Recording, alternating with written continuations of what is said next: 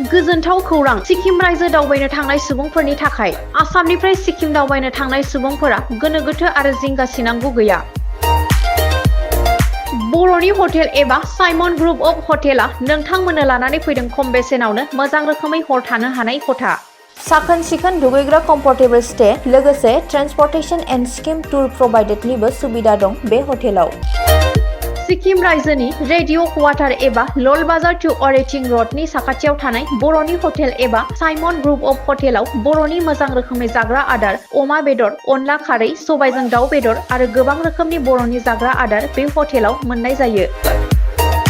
नोंथांमोना आसामनिफ्राय सिक्किम रायजोआव दावबायनो थांनोब्ला बर'नि हटेल एबा साइमन ग्रुप अफ हटेलाव थानो सानदोंब्ला नैबे जानबुं नं 7501510292 7501292996 नम्बराव सुरात लानानै बे हटेलाव मोजां रोखोमै हर थाहैनो हागोन।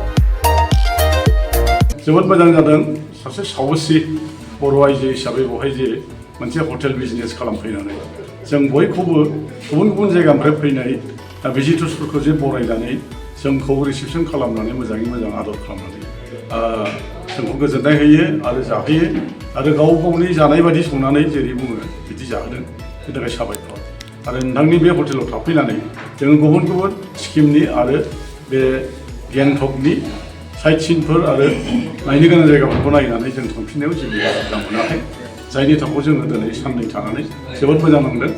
आरो उनावबो जोङो गुबुनफोरखौबो बे सिक्किम आरो गेंटकआव फैनांगौब्ला बेवहायनो साइमन एन्ड रेसिडेन्सियेल बे रेस्टुरेन्टआव थाफैनानै जाहाथे बेवहाय भिजिटर्स हिसाबै एबा टुरिस्ट हिसाबै थाफैयो बेखौनो जोंबो बोसोन हरगोन आरो जाहाथे बेवहाय थानानै सेफटि बयबो सेफलि थानानै थांनो हायो।